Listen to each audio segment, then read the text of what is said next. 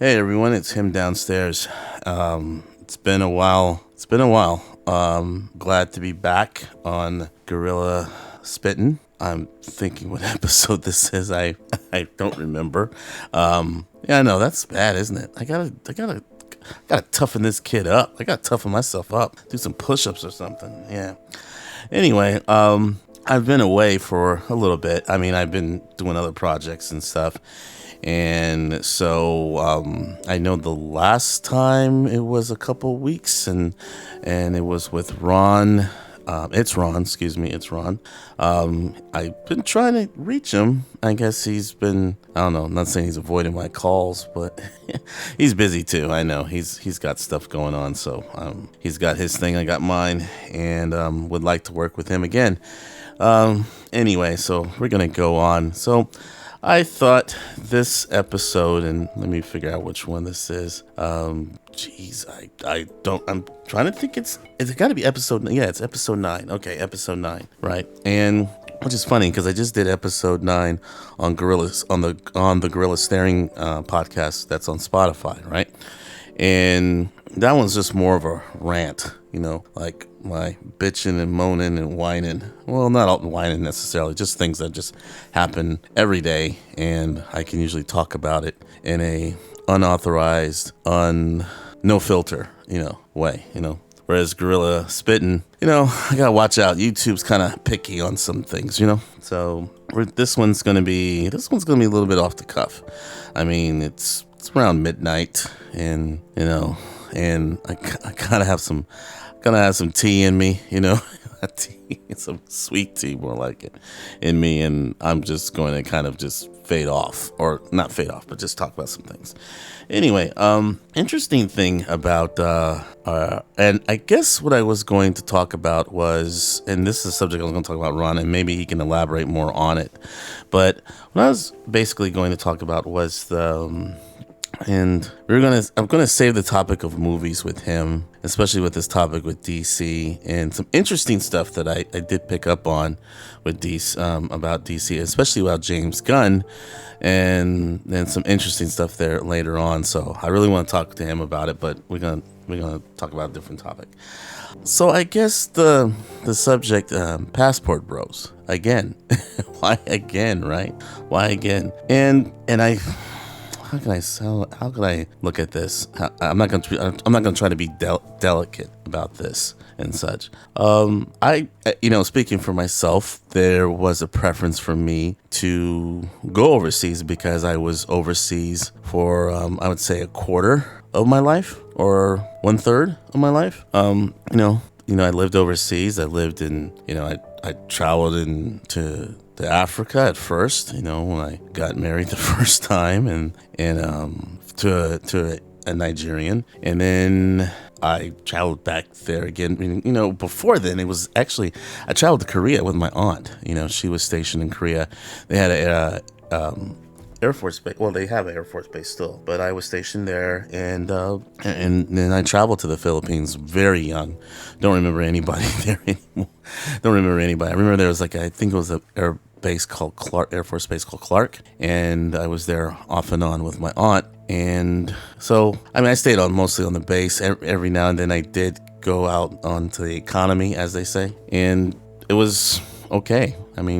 Plus I was too young really to really kind of understand the political environment, or the environment of being in another country. I knew it was another country, but because the Air Force base I was on was it wasn't, how would I say it? You had a lot of things going on at that base. So for me as a kid, and I'm believing I was probably about 8 or 9 years old, I wouldn't have known, I wouldn't have had to go outside. Go outside. I wouldn't have to go off the base, I stayed on base, went to the youth center, and then at the youth center, they had a theater, and, they had shopping malls. I did go to some of the shopping malls, on the base, off base, but I stayed mostly in the base, on base. I had everything I wanted. Plus, I wouldn't say I was boring, but I wasn't a person who was adventurous either, if I had cable and food, then I was good, I didn't have to do anything or go anywhere. So, so after that, then that was the first time, like, getting overseas travel, then getting married, in Nigeria, and that was interesting, with that. And I'm like I said, I'm not going to go too much into that. Then, coming back and then traveling again to like Germany, then deployments and all that. And then finally coming back, I guess, to the States, and then going, off and on. And like I said, I've been to Germany, I would say this, like from 2000, I'd say 2005 to 2009. No, 2004. Excuse me, 2004 to 2009, or even I would say 2010. I was going back and forth. So, and then finally, pretty much then now everything is now pretty much just travel to Southeast Asia. So, like I said, I always was accustomed to. I didn't think. How would I say? I wouldn't say it was. I preferred American women. It was more like because I think the American women I dated or such weren't really, they just didn't work out well, and I mean, it could have been a reflection of me, but it just seemed, people overseas were a little bit more, I might have even said progressive, or now progressive is a bad term, but I would say they're a little bit more upfront, whereas back then it was just always like some type of, I don't know, it was never, things weren't, you meet people and they wouldn't tell you the truth. I mean, not saying that everyone's truthful, but overseas is better and all of that. But I'm just saying that you dealt with people that just kind of had their own thing going on, and then they had their own agenda, and you weren't part of it. And I think, and then also it was probably a reflection of me too, that I wasn't, after breaking up, the first time, wanting that comfort, you lose your comfort zone and you want that. And plus knowing the person for so long, or dated the person for so long, that you think you want that same type of intensity. It wasn't this, when people would always ask me, especially when I was back then, when I was dating, and they were saying, "Oh, do you miss your wife or your ex-wife, or you love your ex-wife?" And I was like, "No, I just miss the feeling I had of not so much her, but that feeling that I was in being involved with somebody, And luckily, that happened. That happened for me now, and. So I never, so the whole thing of it being a situation where why don't, like I said, it was a question that was brought up, like, why haven't you, considered, American women? And I'm not going to go and bash them and stuff, and also I explained it a little bit more thoroughly on my other podcast, but I'm not going to go bashing. I mean, I think I'm a little bit older and a little bit more mature and able to express myself a little bit better than just simply say, "Oh, they this and this and this." Because at the same time, men, I'm just as culpable of stuff as well. So I mean, what I hear now is just a lot of people, just certain groups, they go and fight, or not fight, they have a disagreement, and I think it's just, I think it's sort of a reflection, not necessarily overseas. And this is the thing, I like the whole thing with the, I guess, passport bro, or relationship international. I say relationship abroad, RA, or some people say LDR. I say RA, is that you have either you have a preference, or that you are looking for something different than what you are accustomed to.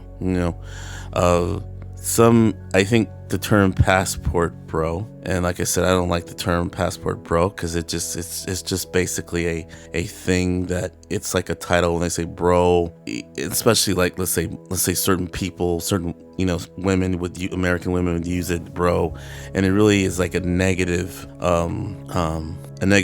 it's just negative to me, and so I just tend to be really a little bit apprehensive about it, right?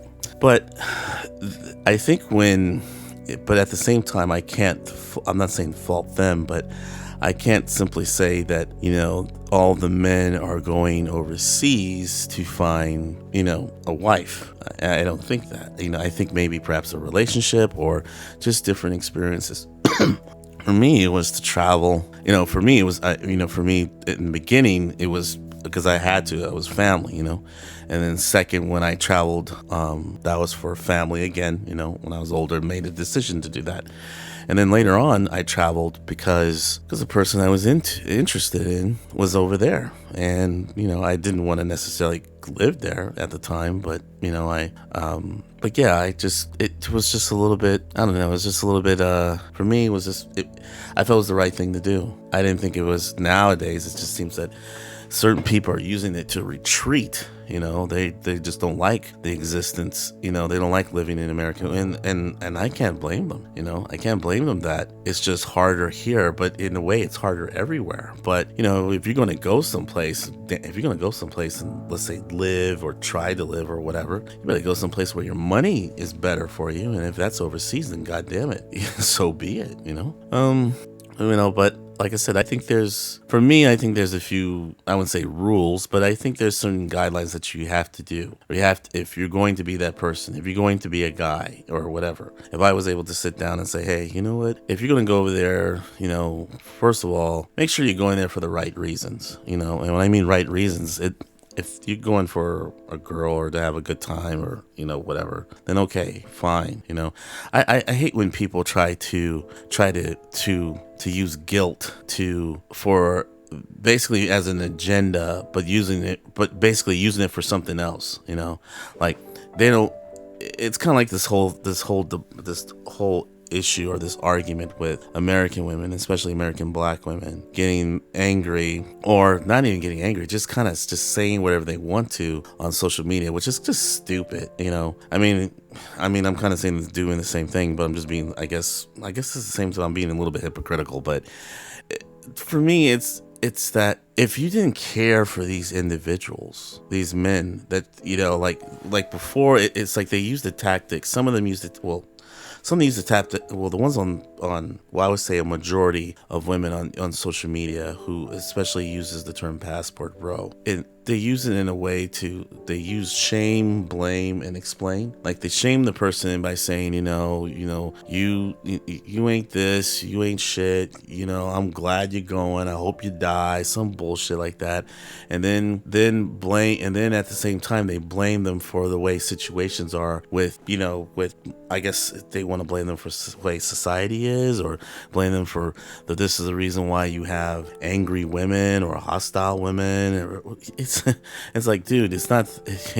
It's the fact you wanted independence, or sorry, not independence. Well, independence, and you wanted equal rights. Now, okay, and now you're dealing with men who would have been your plan B, because I look at it this way, and now I'm going to be going a little bit. Now I'm going to be a little bit arrogant or a little bit offensive. The way I see it is that there's this percentage of these women, and I mean American women, who go to college, right? They go to college, they perhaps probably get student loans or something like that, or financial aid or whatever, because not all of them are getting a full ride, but they get these degrees, right? And some of these degrees are like fluff degrees. I'm not saying, not all of them, because I kind of did the smart move. I went in the military and I got my degree, I'm not saying a woman. I don't know where that was going. That was fucked up anyway. But yeah, they some of them get their degrees, and they get these jobs, and they get these places they can't afford. It's like I don't know. You want to get a big house, but yet you want to be single. And not even be single, maybe meet someone of your standards. And let's say you get yourself a high-paying job, you're going to try to meet men of your caliber or your standard, which there's very few of them, right? But then you have standards. But then at the same time, there's certain women, even in that group, who don't want to share the power. And when I mean power, is the power dynamic. It's like, not saying the man has to be the head of the household, but and this is my belief, and you can take it however you want to, and I don't care. But the man, in some ways, I believe the man has to be the head. But the woman, in some ways, has to be the neck of that head. And I think I heard that in, what was that movie, My Big Fat Greek Wedding? When she said that, it was, I think it was, the main star's parents, or especially the mother. She said like, "Oh, the man is the head, but the woman is the neck that turns the head." So in some ways, it's cooperative. I think it's cooperative, but they have to establish what your roles are. And I understand that now today's society is completely different. It's not the same, and I think it's just people get angry, or let's say women get angry at men because they think that somehow they need to bend the knee and give them reflection and respect and such. And when they decide to not do it, that's like it's more of like, oh, now I'm being shamed. Shamed for what?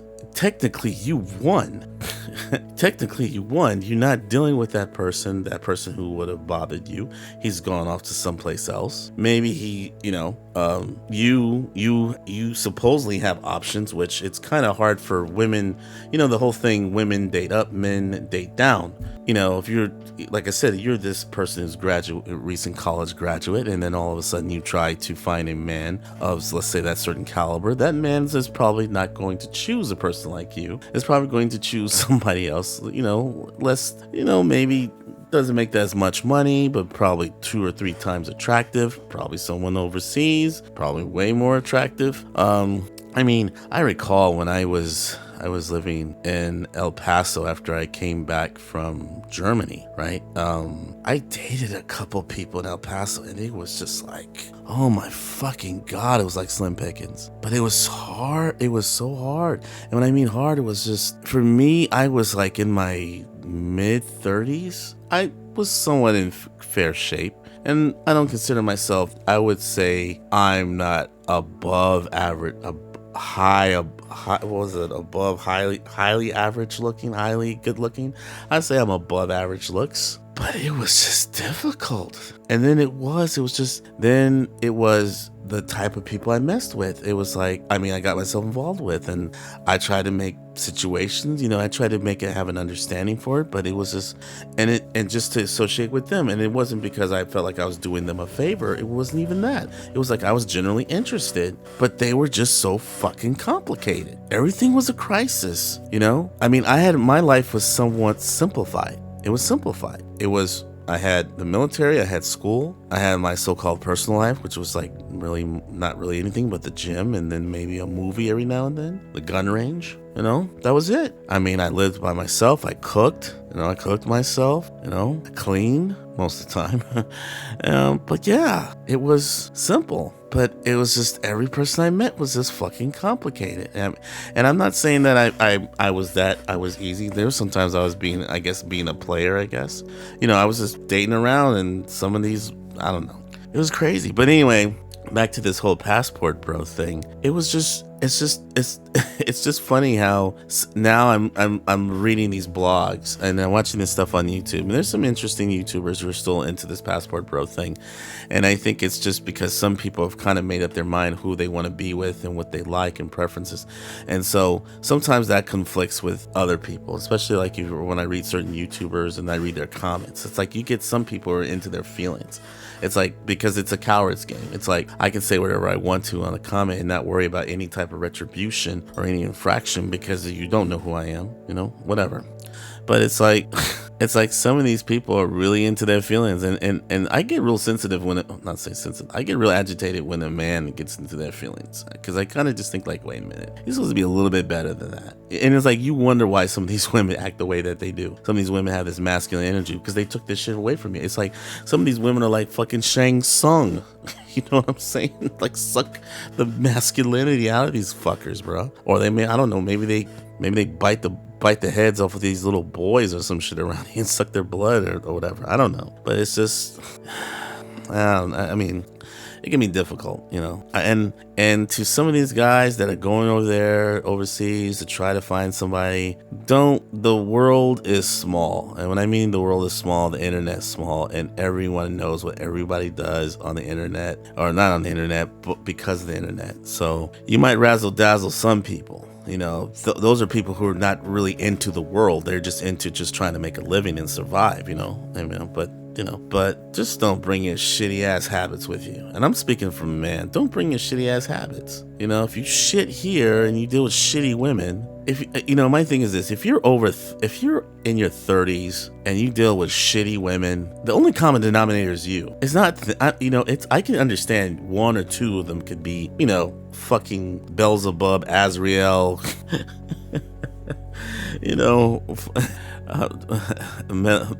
what is this? Mephistopheles? What the fuck his name is? I guess it's just another name from a demon. I get it if they're like that fucking nun from The Conjuring and shit. I get it. But if you're just constantly dealing with, you're attracting the wrong type of person for you. And I think that if you try to, and I'm not going to be one of these guys, and that's another thing too. I also notice on YouTube, like you have the guys that are overseas and they're so protective. They're protective of these women. And I get that. I understand it. And some of them I understand from where they're coming from, because sometimes they're from a different mindset. Like sometimes some of them have God in their life. So they're not about that. They're not seeing things from the same lens that I'm doing, or like I see, or someone else sees. But they, I'm not saying they're blinded. I just think they're in a nice warm bubble. Nice, like a nice bath warm bubble. They're comforted. I mean, shit, sometimes I'm jealous of that. I like to be in a nice warm bubble, like got everything I need, woman or wife there taking care of me and all that stuff, and just centered on me sometimes, some days, not all the time, just on me, just some days. I get that. But then some of them are protective, and then it's weird. It's like and maybe it's just me, maybe I just listen to YouTube, but then I'm paying attention to other stuff, I'm doing other things. But it's like I catch some who get on the women here, or the women and the men here, the ones who don't want to go overseas, and the ones who badger the ones who go overseas. Then I see the ones overseas white knighting sort of some of these women overseas who have very bad behavior. When I say bad behavior, just, either scamming someone. I mean, there's not a day that goes by that I see someone on the internet from overseas, let's say the Philippines or Thailand, Germany, Mexico, whatever, scamming somebody. Because, and that has, you have to think of it in the way of like, sooner or later, people are going to take advantage if there's an opportunity. You're going to take advantage if there's an opportunity, probably are. It's kind of like you see that bag of money in the alley, you're looking around, is anybody gonna get it? No one's gonna know. So yeah, I see that. And so it's like everyone's just it's like they're fighting in some ways amongst each other. And so you have to kind of look at it, whoever you are, and whenever you decide to make a decision in a relationship, regardless if I'm not talking about staying here in America and doing all that stuff. That's fine. It's fine. Go overseas, that's fine. But just vet the person that you're going to deal with. Vet them. I mean, vet them. Find out for them. As a man, you need to find out about your woman, about everything. And when I mean everything, it takes time. That's why I notice sometimes women get so wrapped up in rushing, trying to get married and shit like that. When sometimes when that happens, you kind of have to like, hey, pump the brakes here. Whoa, horsey. Whoa. Just pull the reins a little bit. Like, okay, why are you so rushing? Why are you rushing to get married so fast? And that kind of like, that's a little, and now if you've been together for a while, and if you're both comfortable, one person may not be comfortable, then I get that. But after 2 or 3 months, we gotta get married for what? You're just, it's like you're hiding something. And then you have to understand from your point of view, regardless if you're the man or the woman, if you have shit like businesses, property, money, which equals into money, to resources, you're not trying to have all that and then lose half of it. All that shit you worked and gained, there's some person just to come by and scoop that shit up, because they worked at the Thrifty's ice cream store and shit. Oh man, that's hilarious. It's just fucking hilarious to me. I don't know. I'm going over to the Philippines in October. I can't wait. It's long overdue. Long overdue. And more I go over there, the more I don't want to come back. But oh man, yeah, I don't know. Yeah, I hope things. I hope as far as I don't give a shit about the dating stuff. It's just, to me, it's like I'm already spoken for, so I don't give a shit. To me, it just seems it's more of, just be careful who you meet overseas, because the women overseas, all of them ain't the be all to end all. Okay, one, it's a reflection of you, and then it's a reflection of them, because some of them will take advantage of you. No, they have no hesitation to taking advantage of you, because to them, their culture and your culture are different. So you see things differently the way they do. They might look at materialism as something to equate love. Unfortunately, yes. Even though the internet kind of says, the internet kind of makes it like, oh, you're not supposed to do that. Love is this, love is that. Some people like, no, motherfucker. You know how many... I'm just trying to remember the times I've been scammed overseas. I have to break it down. I have to break down a story. Actually, you know what? Fuck it. It's I was gonna end this and I was gonna end this this was supposed to be a 30-minute thing, but I'm gonna go and I'll give you a story. Okay, it was 2001, right? Okay, 2001. And it was it 2001? No, wait, hold on. Yeah, 2001. I got my first computer. I bought a Gateway. That's how old it was, right? Gateway computer. So then what did I do with this Gateway computer? Did I use it for school? Nah. Did I use it for this? I used the internet. What I used the internet for? To talk to women. I had a Yahoo Messenger. I had Yahoo. I had Black Planet. Some people should know what Black Planet was. I think it's still even around. I don't know. Is it around? Fuck it. Let me check it. Let me check if Black Planet is around. I don't think it is. I think Black Planet disappeared. Let's see. No, Black Planet is still around. Holy shit. I don't fucking believe it. Yeah. I'm not going on that shit. Fuck that. Anyway. Okay, so Black Planet's around. And if Black Planet's around, then Mehente's still around. Okay, anyway, okay, so I had that, and then I started going on the dating sites, right? So then it was Black Planet. It was I'd meet local girls here. I mean, not here, but where I was stationed in Kansas, right? And they're like far in between. And then like I said, then it was like, and I was striking out. I just wasn't meeting anybody that was really worthy of I wasn't meeting anybody. It was just crazy shit. So then what I did was like I said, I talked to one of my clinical advisor, and I think I mentioned this before. My clinical advisor, he was married to a Filipina, and he was telling me about how great they are. He made him like they were the best thing since like Slurpees or some shit. I don't know. It's hot. It's Houston. It's fucking hot here, and I want a Slurpee, and it's too late for me to get it. Sorry everybody. Sorry to use that. I'm not trying to make me sound immoral saying someone's comparing somebody to a soft serve drink, a soft drink. So anyway, he was telling me. So then what I did was he was telling me to go the old fashioned way. Like he was going to say, oh, well, I'll hook you up. I'll talk to my so-and-so. I'll talk to my wife who has a niece, or has a sister who has a niece, and we'll see. And I saw her. I was like, no fucking way. That's like, no way.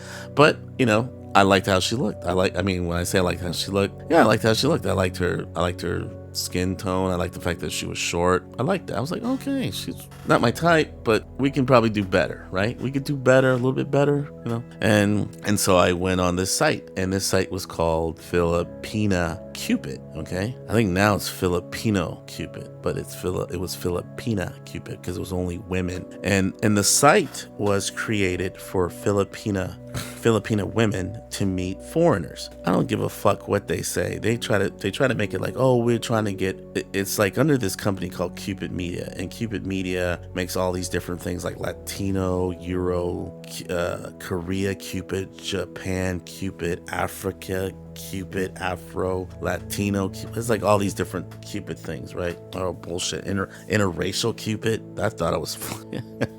That's funny. Anyway, sound like a porno site or some shit.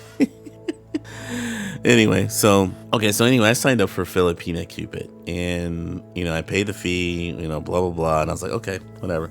So I talked to this. It was like, and that was I was unaware how to do these dating site things, because it was new to me. It was like 2001. I didn't know how to fucking navigate through that shit, right? But I learned after a while. Yahoo Messenger was easy, because it was funny, because most of well, anyway, let me start off with that. So I met this person over there, and I think her name was Rochelle, and she lived in Mindanao, which is south of the Philippines, right? Now, around 2001, there wasn't that many people. 2001, we had that little shit with the towers, right? So then there were and then not only that, Philippines itself was just, they had a certain group over there, like Muslim group, and they were killing people like Americans and bombing airports and all that shit. So it was hard to get there. When I'm saying, as far as, I was like, okay, fine. I still wanted to go, because it was I met this girl. She was cute, everything was cool, right? So anyway, we started talking, and we shared, we had, even though it was 2001, we had camera phones. Well, I had a camera phone, she took, and then we had cams. Back then in the Philippines, everyone didn't have their own personal internet. I mean, unless you had money. A lot of people had to use, over there, oh god, I'm getting tired, had to use the internet cafe. They had to use the internet cafe, and for those who didn't have it, some people did, whatever. So, we were talking off and on for 6 months. So she sent me pictures of her, and this was the thing. You could send pictures of each other. If you had pictures, most people had scanners, and so we would send pictures of each other all the time. And I would print them and save them. And so then one time I said, I'm gonna go meet this girl. I'm gonna go meet this girl, and we're gonna meet, and because that was the thing. The thing was, it was like Filipinas over there were okay, I'll just sit here and wait until you come visit me. Which they're really not.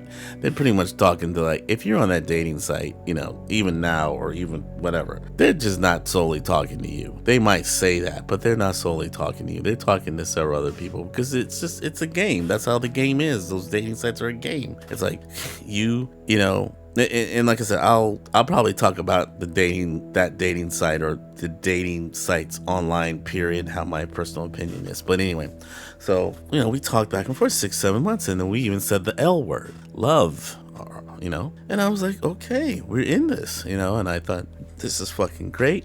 I was separated, from my wife, since my ex-wife, from 99. So then 2001, the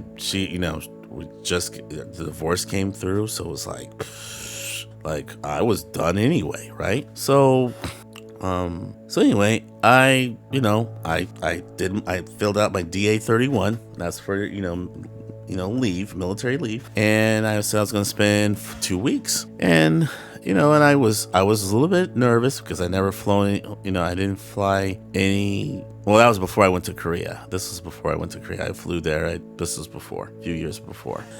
So I, never flew any place that long. No.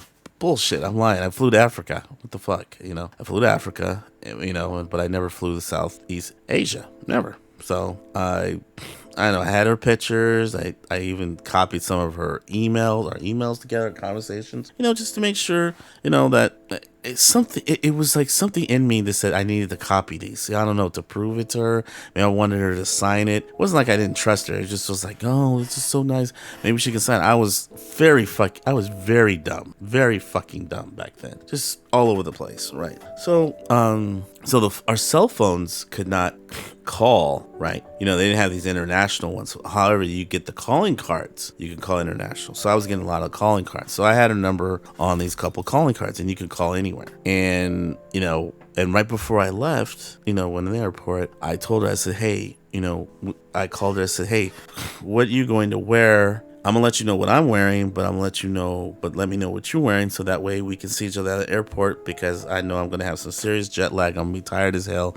It's gonna be, because I was in Kansas, because I had to fly to Kansas to Houston, then Houston to Manila, right? So that was, I'm thinking, that was about I'm thinking maybe, oh my God, like a 19-hour flight. Okay. So I fly there, and I have I have all these butterflies in my stomach because I'm like thinking I'm meeting another woman.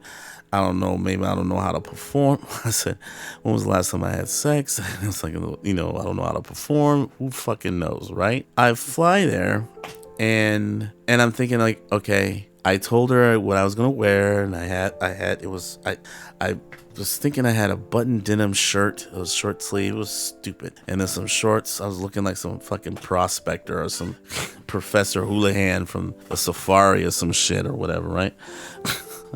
Where's my fucking monocle, right? So I get off the plane, and when you're international, you're not international because you go to Taipei. You go to Taipei first, and then that's where you do all your international bullshit. And then when you fly, and then basically from Taipei to Manila is like a local flight. It's like Los Angeles to Sacramento or something, right? So I get there, and I don't see anybody. Now, what she told me was she told me she was going to wear a white shirt and shorts, and I was like, I said practically almost everyone's wearing white shirts and shorts and stuff like that. But she had a sign. She said, I'll have a sign that says your name. So I said, okay, cool, So I get there, and I tell her what I'm wearing, and I don't see anybody, right? But then on the corner of my eye, I see this one girl waving this hand. She's just waving. And I'm just like, okay. And I'm looking around, it's like, it's got to be somebody else. And I'm saying, I don't think that's for me, because the girl that's waving to me does not look like the girl that I've been talking to for the last 6.5 months. Yeah, right? It does not look like the girl I've been talking to 6.5 months. So I kind of just walk away, and she just says, Bri. And I thought I just looked at her and said, she says, yes, come here, quick, come, quick. It's me. And I'm closing up, and I said, you do not look like the person I was talking to.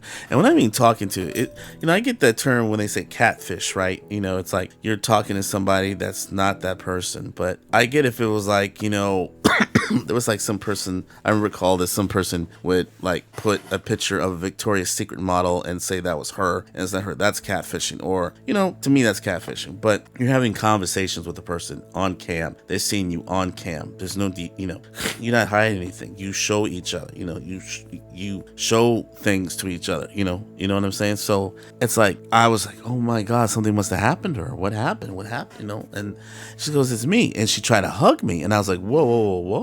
What the fuck is up now? And she just kind of looked at me like, what's wrong? And so then there was this other guy that was next to her, and I didn't know who he was. I just said, okay, who's this guy? And I started thinking, and so the thing in my head, I was like, I'm starting to have a headache. I'm like, I hope this ain't his chaperone or her chaperone. So anyway, she was wearing sunglasses, and then she pulled the sunglasses off, and I said, maybe she gained weight or some shit. I said, nah, this ain't the woman. I was like, what the fuck is happening? And so she tried to say she was the girl that was talking to me. I can't remember her name. I was trying to say her name was Rochelle. It might have been Rochelle, or I think maybe Rochelle. Anyway, I don't know. It's like fucking 22 years ago. I mean, what the fuck I know, remember. So, just she's trying to tell me like, it's me, the one who's been talking to you. I'm like, no. So then I go in my book bag and pull out the pictures. I had them in the page protectors, the plastic ones. And I said, this is not you. I talked to her, not you. Who the fuck you at? Who the fuck are you? And I feel like I wanted to get back on that plane and say, refuel it and take my ass back to fucking Kansas.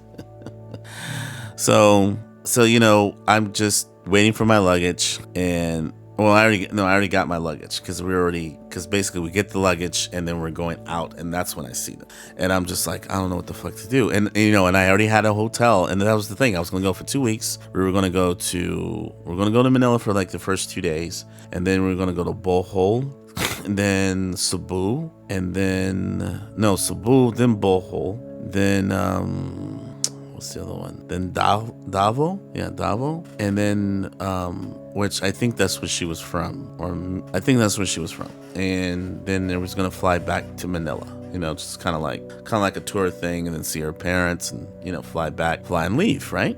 And we had all these, I had all these accommodations at all these hotels and stuff. It was gonna be nice. All these different hotels, and it was gonna be really fucking nice. And then this shit happened. I was just like, Jesus fucking Christ. I'm like, I never think about putting hands on anybody, especially a woman. I never think about putting hands on a woman, but this one really, not her, not the person that was there, but the person that did the fucking lying and shit, right? So I asked her, I said, who are you? Obviously not her. So then she proceeds to tell me that, oh, well, that's my cousin, and she was talking to you for me. And I said, bullshit, I know this ain't right. So then the guy next to her I said, who's he? Because he kept looking at me weirdly. Like, how you get some foreign people. And see, the thing was, you gotta understand this too. I have ADHD, right? And probably some PTSD and some depression, right? But then I also had anger issues. So I wasn't properly, and also understand this. I didn't go to school until maybe a couple years later, after like maybe 2005.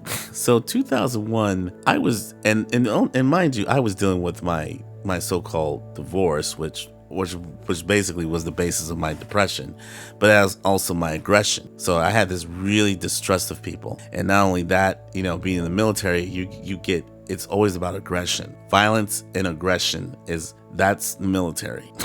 Everything you solve is like, okay, motherfucker, you want to fight? You want to throw down? What? Or you avoid it, right? You confront it or you avoid or confront. That's all you do. And, and the thing is, you have to remember, when you're in a foreign country, you can't just lash out like that, because everybody's watching. Everybody's watching you. Everyone, you stand out, I stand out, I'm black. I mean, not saying that there's not black people there, but if there's a bunch of Filipinos around and you're the only, let's say, one or two black people out there, they're gonna look at you. Any actions that you do, you raise your hand to put your thumb in your ear, they're gonna say, oh, you put your thumb in your ear. Some person with their baby's gonna see you putting your thumb. The baby in the carriage is gonna see you put your thumb in your fucking ear, So anyway, I was telling her, I forgot what I fucking told her. I told her, I said something to the effect of, I don't know who the fuck you are. Your guy keeps staring at me like he wants to try me or something. And that's what I kept thinking, he wants to try me. So I got in his face and I said, if you want to try something, go fuck, don't fuck with me. Plus, I'm like 5'7", and he was like 5'2", and I was 176 pounds. He had to be a $105 or $120. There's no way he would have been able. I mean, I don't know. He might have learned some shit, but unless he had a knife on him or something, there's no way he would. No fucking way. So no way he's gonna challenge me. And he didn't seem the type. He didn't seem eager either. He didn't seem. You know how you get certain people that, let's say, they know how to fight. Now they don't want it to fight, but they'll bring it if they have to, right? Versus a person who's just, okay, I'm aggressive, meaning that if I touch you, I'm probably going to break your arm. That was the mode I was in. I was going to break or dislocate your arm.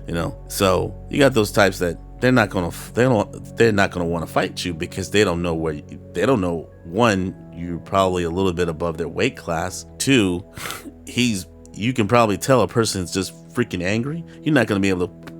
Whatever technique you got going, you're gonna have to put him down with either a knife or a gun, or you're gonna have to hit him with a car. Man, it's almost an hour. God, I gotta wrap this shit up. Anyway.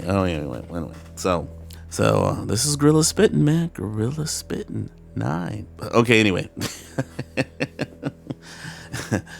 What was it? After these messages, we'll be right back.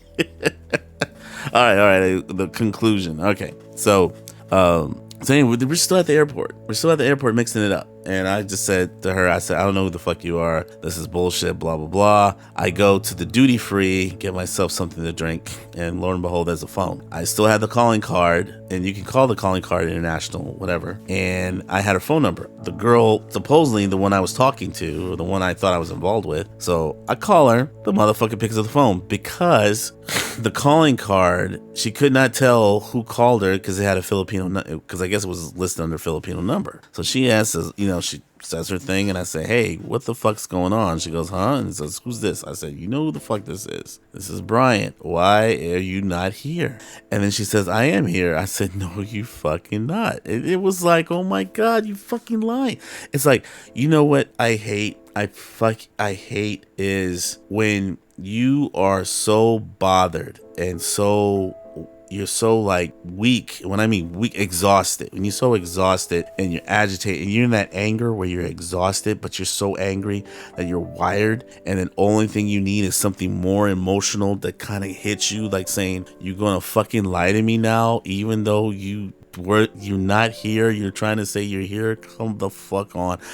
That was the person I wanted to grab my hand through the phone, through the wires and stuff, over the telephone poles, over the overpass, and grab her by the fucking neck. I was like, you cannot be fucking with me right now. So then she fessed up. She fessed up and said, "Well, that's my cousin." And I was like, "Okay, what is your cousin doing here? Where are you?" And then she's like, she's in Davao. And I'm like, "Why in the fuck you're not here?" And then she didn't want to explain it. She kept saying, "Huh? What?" And you know, when a person does that, you know they're lying. They're just lying through their teeth when they go, "Huh?" It's like that even makes you even more, even makes me more angry. It makes me resent the person even more. So I said, "Okay, so I'm taking you're not coming." So, luckily, the hotel shuttle guy, he had Shepherd. He knew my name. He put his hand up. He said, "Shepherd, you're Shepherd," because he saw me arguing. But he was like, and then because I was the only person, because you know the thing with the hotels over there, they speak English. So what I was doing was I was calling them before, you know, a couple days before. I said, "Hey, I'm gonna be Shepherd. I'm gonna be at this gate. Can such pick me up?" And the hotel I paid for was a pretty pricey one, so they wanted to make sure I was gonna be there so they can collect their money. So he was like, "You're Shepherd?" I'm like, "Yeah, I'm Shepherd." And he's like, and I turn around and see Shepherd. I'm like, "Oh, let me go over there," because I don't want to talk to these motherfuckers no more. I wanted to go far away. So anyway, so I get in the van, and then the guy was telling me the driver, he was like, "Oh, I thought you were having two people," and I said, "No, it's just gonna be one. It's just gonna be me. I don't know where these people came from. I don't give a fuck. They're trying to follow me," and I was like, "Just stay away from me, or I'm calling the police." And I see the police. I see a police car, and I don't know what the guy's doing eating. I think he was eating a Snickers bar or some bullshit or whatever. He's just sitting down there, just chilling, like he didn't give a care in the world. But I was gonna go to him, and he kind of looked at me a little bit, and he saw me going there, and she was like, "Hey, we don't want this," and you know. And Uncle kept staring at me like Uncle was staring at me like I, you know, crumpled all his fucking homework or ripped it up in front of him. Like, "I don't give a shit about your homework." And it was just like, wow. So I got in the shuttle, went to the hotel, took a shower, went to bed, I got up about 3 or 4 hours later, had some, I forgot, it was like 11, it was already like 2 p.m. So when I got up, it was already evening. I just stayed in. Oh my God. And I didn't call her because, like I said, she didn't have much, she couldn't call me anyway because, you know, I didn't call her, and I went to all the places by myself, except Davao. Davao, I kind of said, "Nah, I ain't fucking with that," because I didn't want to land, because I figured if I land there might have been a chance she might have met me, or there might have been a chance I would have tried to find her, and I was like, "Nah, I ain't gonna try to do that shit. This ain't no this ain't no fucking rom-com. This is more like assault like rom-com with a assault and battery." I was like, "No, I don't want to do that." I told the airline, I said, "Hey, just cancel my Davao trip. I'll just fly back to the airport, get a hotel," and then, because I was only gonna be in Davao for I think 2.5 days anyway, so I never went. So, but yeah, that was the story, man. That was a fucking story. I mean, there's more to it, but I'm just not gonna go. That's just the short version. The director's, that's not the director's cut. That's just the short version, you know. But yeah, I'm just telling you, just take my story as a fine example of any person will take. Well, if they have an opportunity, they will take advantage. And you got to understand, this person wasn't about gifts. It wasn't about money. She was just trying to set people up for God knows what. I mean, I don't know what those people would have done. They could have robbed me or something, you know? Just saying. Well, okay, anyway, it's, we're on an hour on this thing. God damn, fuck. So that means I'm gonna have to play some extra fucking games. I think I do, or something. Maybe have some footage or whatever. So anyway, we're gonna call it a day. It's gonna be Gorilla Spit 9. Yeah, part 9, episode 9. More Passport Bros. And if you like that and you want to hear more stories about my fun time in Philippines, like I said, it's a nice place. I don't like their food. I don't like their fast food. Their fast food kind of sucks because most of their shit's frozen. I hate that shit. But anyway, if you like my content, check me up on himdownstairs.com or himdownstairs.com or him downstairs on IG, him downstairs on Twitter, him downstairs on YouTube, him downstairs on Kick. Him downstairs is HIMDWNSTARES. All right, this is Gorilla Spinny, Passport Bros Part 2. We might have a finale. I don't know. Anyway, stay focused, never settle, and good hunting. Stairs out.